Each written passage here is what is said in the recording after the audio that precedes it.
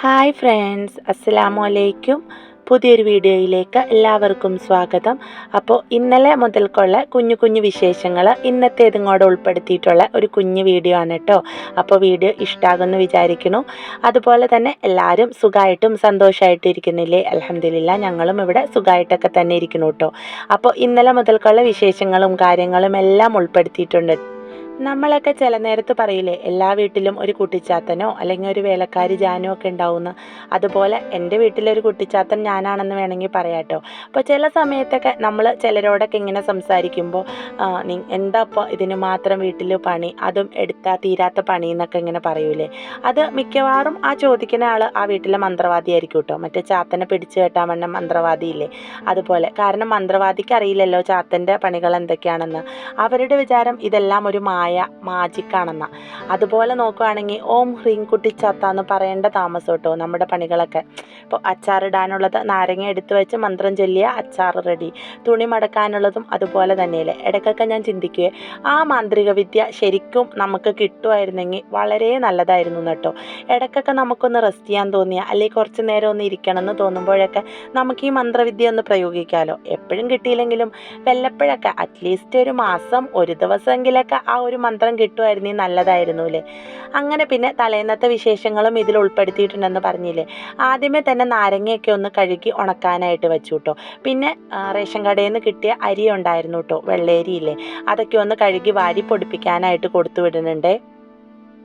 ഇവിടെ വറുക്കാനായിട്ട് രാവിലെ കൊണ്ടു ചെന്നാലാട്ടോ വറുത്ത് തരുള്ളൂ. അതുകൊണ്ട് തന്നെ രാവിലെ തിരക്കിൻ്റെ ഇടയ്ക്ക് ആ ഒരു ഡ്യൂട്ടിയും കൂടെ കൂടിയിട്ട് നമ്മൾ പെട്ടെന്ന് തന്നെ എടുക്കുന്നുണ്ട്. പിന്നെ ഇത് ഉണക്കുവോ തോർത്താൻ വയ്ക്കുകയോ ഒന്നും വേണ്ട കേട്ടോ. കഴുകി വാരിയെടുത്ത് ബക്കറ്റിലാക്കി അങ്ങ് കൊടുത്തു വിട്ട് കഴിഞ്ഞാൽ വർക്ക്ഷോപ്പിലേക്ക് പോണ വഴിക്ക് അതവിടെ മില്ലിൽ കൊടുത്തോളൂ കേട്ടോ. പിന്നെ വൈകിട്ട് വർക്ക്ഷോപ്പ് കഴിഞ്ഞ് വരുമ്പോഴാണ് എടുത്തുകൊണ്ട് തന്നെ. അപ്പോൾ വറുത്ത് സെറ്റാക്കി വെച്ചിട്ടുണ്ടാവും. അപ്പോൾ പിന്നെ ആ പണി അങ്ങ് കഴിഞ്ഞ് കിട്ടുമല്ലോ. ഇതൊക്കെ ഇതുപോലെ ഓർക്കണ സമയത്ത് പെട്ടെന്ന് ചെയ്തില്ലെങ്കിൽ ഉണ്ടല്ലോ അടുക്കള ശൂന്യമാവുമെന്ന് അറിയാം.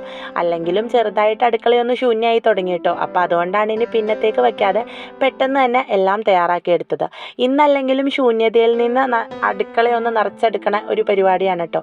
അതല്ലെങ്കിലും അങ്ങനെ ആയിരിക്കൂലേ, മാസത്തിൽ ഒരിക്കലോ അല്ലെങ്കിൽ 2 ആഴ്ച കൂടുമ്പോഴൊക്കെ ഇടയ്ക്ക് നമ്മൾ അടുക്കളയൊന്ന് അങ്ങ് ശൂന്യമായി കിട്ടും. നമ്മൾ മനഃപൂർവ്വം അല്ലെങ്കിലും സാഹചര്യങ്ങൾ കൊണ്ടോ അറിയാതെയോ ഒക്കെ അങ്ങനെ ഇടയ്ക്കെങ്കിലും ഒക്കെ ഒന്ന് സംഭവിക്കാറുണ്ടല്ലേ. അങ്ങനെ ദേ വൈകിട്ട് വന്നപ്പോൾ ദേ പൊടിയൊക്കെ വാങ്ങി കൊടുത്തിട്ടുണ്ട് കേട്ടോ. അപ്പോൾ ഇതൊക്കെ ഒന്ന് എടുത്ത് സെറ്റാക്കി വെച്ചു.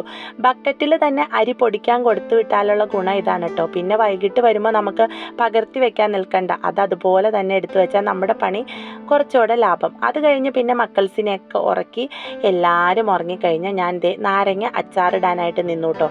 അപ്പോൾ 8 കഷ്ണങ്ങളാക്കി മുറിച്ചതിന് ശേഷം അതിലേക്ക് ആവശ്യത്തിനുള്ള വെളുത്തുള്ളിയും ഇഞ്ചിയും മുളകും എല്ലാം ഒന്ന് എടുത്തിട്ടുണ്ട്. അതിവിടെ ഉണ്ടായ നല്ല മത്തമുളകാണ് കേട്ടോ, നല്ല എരിവുമാണ്. എനിക്കതിൻ്റെ ടേസ്റ്റ് ഒന്നുകൂടെ ഇഷ്ടം കേട്ടോ. അപ്പോൾ അത് തന്നെ അച്ചാറിൽ ഇടാമെന്ന് വിചാരിച്ചു. പിന്നെ വെളിച്ചെണ്ണ ഒഴിച്ച് എണ്ണ ചൂടായി വന്നപ്പോൾ കടുകും ഉലുവയും ഒന്നങ്ങ് പൊട്ടിച്ചെടുക്കുന്നുണ്ട് കേട്ടോ. ഇത് വളരെ പെട്ടെന്ന് എത്ര അറിയാത്തവർക്കും ഉണ്ടാക്കാൻ പറ്റണ നല്ലൊരു അച്ചാറാണ് കേട്ടോ. പെട്ടെന്ന് തന്നെ ഉണ്ടാക്കാം. ഇനിയിപ്പോൾ അച്ചാറിടാൻ അറിയില്ല എന്ന് ഓർത്ത് ടെൻഷൻ അടിച്ചിരിക്കണവരൊക്കെ ഇതൊന്ന് ട്രൈ ചെയ്ത് നോക്കിക്കോട്ടോ. നാരങ്ങ നമ്മൾ ഇട്ട് കഴിഞ്ഞ് കഴിയുമ്പോൾ ഒരു ചെറിയ കയ്പും കാര്യങ്ങളൊക്കെ തോന്നുമെങ്കിലും ഒരു 5-6 ദിവസം ഒന്ന് ഉപയോഗിക്കാതെ അടച്ച് സെറ്റാക്കി വെച്ചിട്ട് എടുത്തു കഴിഞ്ഞാൽ നല്ല അടിപൊളിയായിട്ട് തന്നെ സെറ്റായി വന്നിട്ടുണ്ടാവും കേട്ടോ. അങ്ങനെ ഒരു 2 മിനിറ്റത്തേക്ക് ഇഞ്ചിയും വെളുത്തുള്ളിയും മുളകും എല്ലാം കൂടെ ഒന്നങ്ങ് എണ്ണയിൽ കിടന്നങ്ങ് മൂക്കാനായിട്ട് വിടാട്ടോ. അത് നല്ലതുപോലെ അങ്ങ് മൊരിഞ്ഞ് വന്ന് കഴിയുമ്പോഴത്തേനും നമ്മൾ ആദ്യമേ ഉപ്പ് തിരുമ്മി വെച്ചിട്ടുള്ള നാരങ്ങയും മഞ്ഞൾപ്പൊടിയും കായപ്പൊടി ഇഷ്ടമുണ്ടെങ്കിൽ മാത്രം ഇട്ടാൽ മതി കേട്ടോ. എനിക്കതിൻ്റെ ഫ്ലേവർ ഇഷ്ടമായതുകൊണ്ട് ഞാൻ കുറച്ചധികം കായപ്പൊടി ചേർക്കുന്നുണ്ട്. പിന്നെ നാരങ്ങ മുറിച്ചതിന് ശേഷം അരമണിക്കൂറെങ്കിലും കുറഞ്ഞത് ഉപ്പിട്ട് തിരുമ്മി എടുത്തു വയ്ക്കാൻ മറക്കരുത് കേട്ടോ. അപ്പോഴതിൻ്റെ കയ്പും കാര്യങ്ങളൊക്കെ ഒന്നങ്ങ് കുറഞ്ഞു കിട്ടും. ഇനി ഉപ്പിട്ട് തിരുമ്മി വെച്ചിട്ടുള്ള നാരങ്ങയും കൂടി അതിലേക്കിട്ട് നല്ലതുപോലെ ഒന്ന് ഇളക്കി യോജിപ്പിച്ചതിന് ശേഷം ഒരു 4-5 മിനിറ്റത്തേക്ക് മൂടി വെച്ച് ഒന്നങ്ങ് തിളച്ച് നാരങ്ങയൊക്കെ വേവാനായിട്ട് വിടാം കേട്ടോ. അപ്പോൾ 4 മിനിറ്റ് നല്ലതുപോലെ ഒന്നങ്ങ് ഇളക്കി തിളപ്പിച്ചെടുത്ത് കഴിഞ്ഞിട്ട് അതിലേക്ക് ഒരു 2-2.5 ടീസ്പൂൺ വിനാഗിരിയും ഒരു 2 ടേബിൾ സ്പൂൺ പഞ്ചസാരയും കൂടെ ചേർത്ത് ഒന്ന് മിക്സ് ചെയ്തതിന് ശേഷം ഒരു 1 മിനിറ്റ് കൂടെ തിളപ്പിച്ചിട്ട് മൂടി വെച്ച് ഗ്യാസ് ഓഫ് ചെയ്ത് കഴിഞ്ഞാൽ നമ്മുടെ ഏറ്റവും സിമ്പിളായിട്ടുള്ള എന്നാൽ നല്ല ടേസ്റ്റി ആയിട്ടുള്ള അച്ചാർ റെഡി ആയിട്ടുണ്ട് കേട്ടോ. ഇനിയിപ്പോൾ അച്ചാർ ഇടാൻ അറിയില്ല എന്നോർത്ത് ആരും അച്ചാർ ഇടാതിരിക്കണ്ട. നമ്മളെപ്പോലുള്ള തുടക്കക്കാർക്കൊക്കെ ഇങ്ങനെ ഒരു അച്ചാറങ്ങ് തട്ടിക്കൂട്ടാം, അതും ടേസ്റ്റി ആയിട്ട്. ഇത്തവണ വാപ്പിച്ചിക്ക് കപ്പ കച്ചവടം കഴിഞ്ഞ് വന്നപ്പോൾ നാരങ്ങ വാങ്ങിയിട്ട് വന്ന കേട്ടോ. എന്താണെന്നറിയില്ല, അച്ചാറിടാനായിട്ടൊരു പൂതി. എന്നാൽ പിന്നെ ഇനി വൈകിക്കേണ്ട, അതങ്ങ് ഇന്ന് തന്നെ സെറ്റാക്കി വെച്ചേക്കാമെന്ന് വിചാരിച്ചു. ഇനിയിപ്പോൾ 5-6 ദിവസം കഴിഞ്ഞാണ് എടുക്കാൻ പറ്റുള്ളൂ. അപ്പോൾ അതെന്തായാലും രാവിലെ എടുത്ത് കുപ്പിയിലാക്കി വെച്ചാൽ മതിയല്ലോ. രാത്രി ഇട്ട് വെച്ചാൽ ചൂടൊക്കെ ആറി സെറ്റായി രാവിലത്തേക്ക് ഇരിക്കും. അങ്ങനെ രാവിലെ അച്ചാർ ഭരണിയിലാക്കണ പരിപാടിയാണ് കേട്ടോ നിങ്ങൾ കണ്ടേ.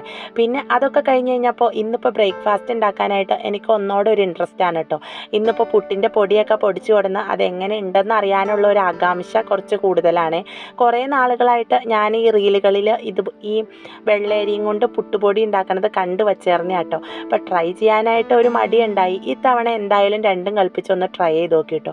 സംഭവം അടിപൊളിയാണ്. നമ്മൾ കടയിൽ നിന്ന് വാങ്ങണ പുട്ടുപൊടി പോലെ തന്നെ പെട്ടെന്ന് തന്നെ കട്ടകളൊക്കെ വിടർത്തി കുഴച്ച് പുട്ടിനുള്ള മാവ് പരുവപ്പെടുത്തി വെച്ച് കഴിഞ്ഞാൽ തേങ്ങയിട്ട് ആവി കയറ്റി എടുത്തു കഴിഞ്ഞാൽ നല്ല സോഫ്റ്റ് ആയിട്ടുള്ള പുട്ടോ.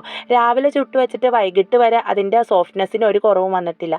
അങ്ങനെ കഴിഞ്ഞ ദിവസം പറിച്ച് വെച്ചിട്ടുണ്ടായ സപ്പോട്ടകളെല്ലാം പഴുത്തിട്ടുണ്ടായേ. പിന്നെ അതൊക്കെ ഒന്ന് മുറിച്ച് സെറ്റാക്കി മക്കൾസിന് കൊടുക്കാമെന്ന് വെച്ചു. ഇവിടെ മക്കൾസിന് നല്ല ഇഷ്ടമുള്ളൊരു ഫ്രൂട്ടാണ് കേട്ടോ ഈ സപ്പോട്ട. അതുകൊണ്ടാണോ എന്നറിയില്ല, വവ്വാലുകൾക്കും ഭയങ്കര ഇഷ്ടമാണ്. അവർ കൊണ്ടുപോയിട്ട് ഞങ്ങൾക്ക് കിട്ടൽ വളരെ കുറവാട്ടോ. ഇപ്പം ഇങ്ങനെ പഴുക്കണതിന് മുമ്പ് തന്നെ പറിച്ച് വെക്കണോണ്ട് 1-2 എണ്ണമൊക്കെ കിട്ടുന്നുണ്ട്. ഈ ആദ്യമായിട്ടാണ് കേട്ടോ ഇത്രയും എണ്ണം ഒരുമിച്ച് കിട്ടണത്. അതുകൊണ്ട് ഇന്ന് മക്കൾസ് എന്തായാലും ഹാപ്പിയാണ്. പിന്നെ അതൊക്കെ ഒന്നങ്ങ് തോലൊക്കെ കളഞ്ഞ് സെറ്റാക്കി. അപ്പോൾ ആദ്യമേ കത്തിയോണ്ട് ചെത്തി കഴിഞ്ഞ് കഴിഞ്ഞപ്പോൾ കുറച്ച് കൂടുതൽ നേരം എടുത്തതുപോലെ. പിന്നെ സ്പൂൺ വെച്ചായിട്ടോ, സ്പൂണും കൊണ്ടാണ് ഇതിൻ്റെ തോല് കളയാൻ ഒന്നോടെ എളുപ്പം. അങ്ങനെ മക്കൾസിന് അതൊക്കെ കൊടുത്ത് അവരെ ഒന്നങ്ങ് സെറ്റാക്കി രാവിലെ തന്നെ ഇരുത്തിയിട്ടോ. അപ്പോൾ ഈ ഞങ്ങളുടെ കുഞ്ഞു കുഞ്ഞു വിശേഷങ്ങളും കാര്യങ്ങളൊക്കെ ഇഷ്ടമാവുകയാണെങ്കിൽ എല്ലാവരും ഒന്ന് സബ്സ്ക്രൈബ് ചെയ്തും ലൈക്ക് ചെയ്തും ഒക്കെ ഒന്ന് സപ്പോർട്ട് ചെയ്യണം കേട്ടോ. അതുപോലെ തന്നെ നിങ്ങളുടെ അഭിപ്രായങ്ങൾ കമൻ്റായിട്ടും കൂടെ അറിയിച്ചേരെ. അങ്ങനെ മുറിച്ച് വെച്ച സപ്പോട്ട തീർന്ന വഴി കണ്ടില്ലെന്ന് പറയാം കേട്ടോ. എല്ലാവരും അറഞ്ചം പുറഞ്ചം അങ്ങ് കഴിച്ച് തീർത്തു. അങ്ങനെ ആ ഒരു ഡ്യൂട്ടി കഴിഞ്ഞു കേട്ടോ. ഇനി ഇടയ്ക്കിടയ്ക്ക് സപ്പോട്ട പഴുത്തോന്ന് വന്ന് അന്വേഷിക്കില്ലല്ലോ അല്ലേ.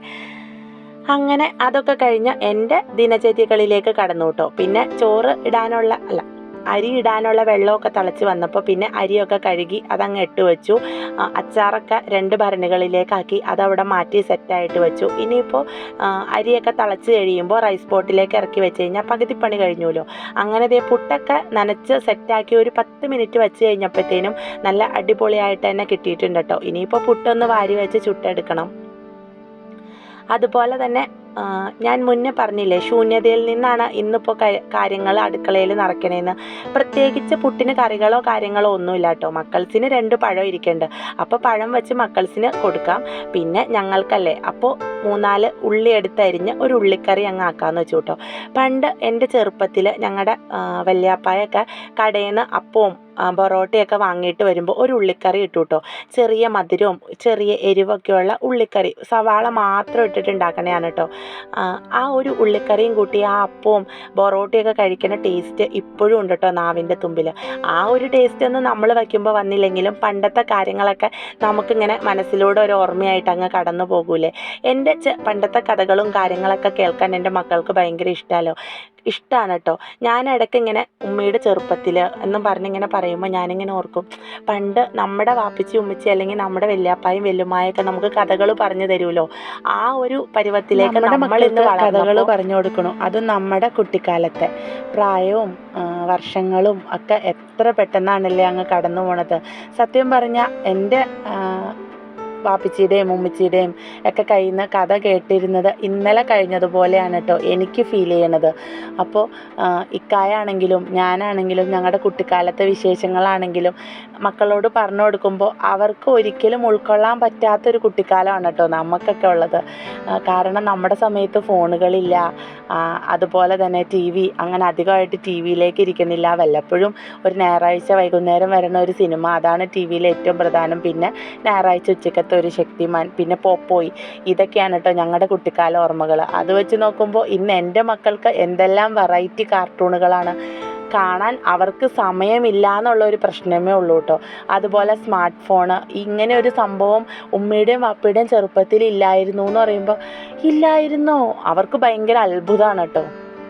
അങ്ങനെ കഥകളും കാര്യങ്ങളൊക്കെ പറഞ്ഞു കൊടുക്കും. അതിപ്പോൾ ഒരു ഭക്ഷണം ഉണ്ടാക്കുമ്പോഴാണെങ്കിലും, ചില ഭക്ഷണങ്ങൾ കഴിക്കുമ്പോഴാണെങ്കിലും, എവിടെയെങ്കിലും യാത്ര പോകുമ്പോഴാണെങ്കിലും, അല്ലെങ്കിൽ പോകാൻ പറ്റാത്ത സാഹചര്യങ്ങളാണെങ്കിലും, നമുക്കിടെ പൈസയുടെ മൂല്യമാണെങ്കിലും, ഇതെല്ലാം ഓരോ സന്ദർഭത്തിലും പറഞ്ഞ് മനസ്സിലാക്കി കൊടുക്കാനായിട്ട് എന്നാൽ കഴിയും വിധം ഞാനും ശ്രമിക്കാറുണ്ട് കേട്ടോ. കാരണം എല്ലാം അറിഞ്ഞു വേണമല്ലോ നമ്മുടെ മക്കൾ വളരാൻ.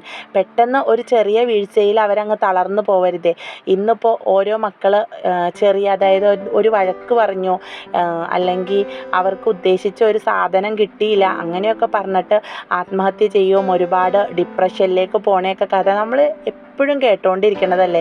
അപ്പോൾ നമ്മുടെ മക്കൾ ഒരിക്കലും ആ അവസ്ഥയിലേക്ക് പോകരുതെന്നല്ലേ നമ്മൾ ഓരോ മാതാപിതാക്കളും ആഗ്രഹിക്കുന്നത്. അതുകൊണ്ട് തന്നെ ഓരോന്നും പറഞ്ഞ് മനസ്സിലാക്കി എന്നാൽ കഴിയും വിധം കൊടുത്തിട്ടാണ് കേട്ടോ ഞാൻ എൻ്റെ മക്കളെ വളർത്താറുള്ളത്. അതുകൊണ്ട് തന്നെ ഇപ്പോൾ വാപ്പയുടെ കയ്യിൽ പൈസ ഇല്ല, അല്ലെങ്കിൽ പിന്നീട് ആകാം എന്ന് പറഞ്ഞു കഴിഞ്ഞിട്ടുണ്ടെങ്കിൽ അത് ഉൾക്കൊള്ളാനായിട്ട് 7 വയസ്സുകാരി മോൾക്കും 5 വയസ്സുകാരൻ മോനക്കും ഇന്ന് വരെ പറ്റിയിട്ടുണ്ട്. ഇനിയിപ്പോൾ നാളത്തെ കാര്യം എങ്ങനെയാണെന്ന് എനിക്കറിയില്ല കേട്ടോ. അങ്ങനെ പിന്നെ ഇതുപോലെ തന്നെ ചെറുപ്പത്തിലെ കഥകളും കാര്യങ്ങളും, ഒരു സിംഹവും ഒരു എലിയും, അതാണ് കേട്ടോ ഭക്ഷണം കഴിക്കുമ്പോൾ ഞങ്ങളുടെ പ്രധാന കഥയിലെ കഥാപാത്രങ്ങൾ. അതൊക്കെ പറഞ്ഞ് ഒരു പ്രകാരം അവരെ ഭക്ഷണമൊക്കെ അങ്ങ് കഴിപ്പിച്ചു കേട്ടോ. സത്യം പറഞ്ഞു കഴിഞ്ഞിട്ടുണ്ടെങ്കിൽ ഭക്ഷണം പാചകം ചെയ്യാൻ ഒരു പാടുമില്ല കേട്ടോ. അത് മക്കൾസിൻ്റെ ഉള്ളിലൊന്ന് എത്തിക്കാനാണ് ഞാൻ കിടന്ന് പെടാപ്പാട് പെടണേ. അപ്പോൾ ഇന്നിപ്പോൾ 4 പേർക്കും വാരി കൊടുത്തു. കുഞ്ഞാവകൾ മുഖം തിരിച്ചിരുന്നു കേട്ടോ. പിന്നെ മോൾക്കും മോനക്കും സ്കൂളിൽ പോകാനുള്ളതുകൊണ്ട് അവരത് ഒരു പ്രകാരം കഴിച്ച് അങ്ങനെ അവരെയൊക്കെ പറഞ്ഞു വിട്ട് പിന്നെ ഞാൻ എൻ്റെ സ്ഥിരം ക്ലീനിങ്ങിലേക്ക് നിന്നു കേട്ടോ. പിന്നെ മക്കൾസിന് ഭക്ഷണമൊക്കെ കൊടുത്ത് ടേബിളൊക്കെ ആകെ അലങ്കോലപ്പെടുത്തിയിട്ടിട്ടുണ്ടായിരുന്നേ. അതൊക്കെ ഒന്നങ്ങ് പെട്ടെന്ന് അങ്ങ് ക്ലീൻ ചെയ്തെടുത്തു കേട്ടോ. ടേബിൾ ക്ലീൻ ചെയ്തിരുന്നതുകൊണ്ട് ഇടയ്ക്കാണ് കേട്ടോ വാപ്പിച്ചി എത്തിയത്. പിന്നെ വാപ്പിച്ചി വന്ന ഗ്യാപ്പിൽ ഞാൻ വേഗം ചായയൊക്കെ ഒന്ന് കുടിച്ചു. അതൊന്നും വീഡിയോ എടുത്തില്ല കേട്ടോ. അങ്ങനെ പിന്നെ വേഗം വന്ന ഗ്യാസ് സ്റ്റവും കാര്യങ്ങളൊക്കെ ഒന്നങ്ങ് കഴുകി വൃത്തിയാക്കി ഇട്ടപ്പോൾ എൻ്റെ കുഞ്ഞാവകൾക്ക് 2 പേർക്കും വാപ്പിച്ചിയുടെ കൂടെ പോകണം കേട്ടോ. അപ്പോൾ ബൈക്കും കൊണ്ട് വന്നുകൊണ്ട് തന്നെ 2 പേരെയും ഒരുപോലെ വീട്ടിലേക്ക് കൊണ്ടുപോകാൻ കുറച്ച് പാടാണല്ലോ. എൻ്റെ വീട് തൊട്ടടുത്ത് തന്നെയാണ് കേട്ടോ. സത്യം പറഞ്ഞാൽ നടന്നു പോകാനുള്ള ദൂരമേ ഉള്ളൂ. ഒന്ന് ആഞ്ഞു പിടിച്ച് കഴിഞ്ഞിട്ടുണ്ടെങ്കിൽ ഒരു 15-20 മിനിറ്റ് കൊണ്ട് വീട് പിടിക്കാം കേട്ടോ. പിന്നെ ഇപ്പോൾ നടക്കാനൊക്കെ മടിയായതുകൊണ്ട് ആരും അങ്ങനെ നടന്നൊന്നും പോവാറില്ല. അപ്പോൾ വാപ്പിച്ചി വന്നപ്പോൾ 2 പേരും പോകാൻ വാശി പിടിച്ചുകൊണ്ട് പിന്നെ എന്നെയും കൂടെ കൂട്ടിയിട്ടോ. അങ്ങനെ പിന്നെ പകുതിക്ക് പണികളൊക്കെ നിർത്തിയിട്ട് വേഗം തന്നെ വാപ്പിച്ചിയുടെ കൂടെ ഞാനും പോയേ. ഇട്ട വേഷം പോലും മാറാതെയാണ് കേട്ടോ പോയതെന്ന് പറയാം. അങ്ങനെ പിന്നെ മക്കൾസിന് ഹാപ്പി ആവുമല്ലോ. പിന്നെ ഇനി വാപ്പിച്ചി പോകുമ്പോൾ കൊണ്ടുപോയില്ലെങ്കിൽ അവരിവിടെ കിടന്ന് കരഞ്ഞ് നിലവിളിക്കാൻ തുടങ്ങും കേട്ടോ. അങ്ങനെ പിന്നെ ഞങ്ങളിതേ വീട്ടിലെത്തിയപ്പോൾ വാപ്പിച്ചിയും ഉമ്മച്ചിയും കപ്പപ്പണിയിലാണ് കേട്ടോ. ഇപ്പോൾ ഒരു സവാള കച്ചവടമോടെ ചെയ്തുകൊണ്ട് അതിന് ബാലൻസ് വന്ന കുറച്ച് സവാള ചീഞ്ഞു പോകാണ്ട് വെയിലൊക്കെ കൊള്ളാൻ എടുത്തു വെച്ചിട്ടുണ്ട്. ഉമ്മച്ചി നല്ല തകൃതിയായിട്ട് കപ്പ നന്നാക്കലും കാര്യങ്ങളൊക്കെയാണ്. അങ്ങനെ പിന്നെ ഞാൻ വന്നു കഴിഞ്ഞപ്പോൾ ഞാനും അതിലേക്കായിട്ടിരുന്നു എന്ന് പറയാം കേട്ടോ. വാപ്പിച്ചിയുടെ ഏകദേശ ഇഷ്ടങ്ങളൊക്കെ മനസ്സിലാക്കി കൂടണ ഒരു മോളാണ് കേട്ടോ ഞാൻ. അതുകൊണ്ട് തന്നെ ഉമ്മച്ചി പറയും ഞാൻ വന്നു കഴിഞ്ഞിട്ടുണ്ടെങ്കിൽ ഉമ്മച്ചിക്ക് ഇരട്ടിപ്പണിയാന്ന്. ഇന്നും അതുപോലെ തന്നെ ഒരു പണിയാക്കി കൊടുത്തിട്ടുണ്ട് കേട്ടോ. ഉമ്മച്ചി പോത്തിന് കൊടുക്കാന്നുള്ള രീതിയിൽ മാറ്റി വെച്ചേർന്ന കപ്പയൊക്കെ വാട്ടി ഉണങ്ങിയെടുത്താൽ നമുക്ക് പുട്ടൊക്കെ ചുടാമാന്നും പറഞ്ഞ് സോപ്പിട്ട് നന്നാക്കാനിരിക്കുന്ന രംഗമാണ് കേട്ടോ ഈ കാണുന്നത്. കട്ടയ്ക്ക് സഹായത്തിന് എൻ്റെ കുഞ്ഞാവകളും കൂടെ ഉണ്ട് കേട്ടോ. അങ്ങനെ പിന്നെ ഉമ്മച്ചിനോട് ഓരോ കഥകളും കാര്യങ്ങളും ഒക്കെ പറഞ്ഞ് കപ്പയൊക്കെ ഒന്നങ്ങ് തൊണ്ട് പൊളിച്ചെടുത്തിട്ടുണ്ട് കേട്ടോ. എന്നും കാണുന്നതാണെങ്കിലും ദിവസം 2 തവണ ഫോൺ ചെയ്താലും പറഞ്ഞാൽ തീരാത്ത അത്ര വിശേഷങ്ങൾ ഉണ്ടാവൂലേ നമ്മുടെ ഉമ്മിമാരോട് പറയാൻ. അതങ്ങനെയായിരിക്കും കേട്ടോ. ഉമ്മച്ചിമാരോട് എത്ര വിശേഷങ്ങൾ പറഞ്ഞാലും തീരില്ല. നാട്ടിലെയും വീട്ടിലെയും കാര്യങ്ങൾ ഉൾപ്പെടെ പൂച്ചയുടെയും പട്ടിയുടെയും കാക്കയുടെയും കഥ വരെ ഉണ്ടാവും നമ്മുടെ വീട്ടിൽ വരണത് പറയാൻ. അതങ്ങനെയാണ്. എനിക്കും അങ്ങനെയാണ് കേട്ടോ. ഉമ്മച്ചിക്കും അങ്ങനെ തന്നെ. ഒരു ഇല അനങ്ങിയാലും ഉമ്മ വിളിച്ച് നമ്മളോട് പറയൂ കേട്ടോ. അപ്പോൾ അവരുടെ സങ്കടങ്ങളും സന്തോഷങ്ങളും എല്ലാം നമ്മളോട് ഷെയർ ചെയ്യും. നമ്മുടെ സങ്കടങ്ങളും സന്തോഷങ്ങളും എല്ലാം അവരോട് ഷെയർ ചെയ്യും. ഒരു പരിധി വരെ നമ്മുടെ മാതാപിതാക്കൾ ജീവിച്ചിരിക്കുന്ന കാലമായിരിക്കൂലേ ഇതിനൊക്കെ ഉണ്ടാവുള്ളൂ. അതൊക്കെ കഴിഞ്ഞാൽ നമ്മളെ ഇതുപോലെ വിളിക്കാനും അന്വേഷിക്കാനും ആരും ഉണ്ടാവില്ല കേട്ടോ. അത് ഉറപ്പാണ്.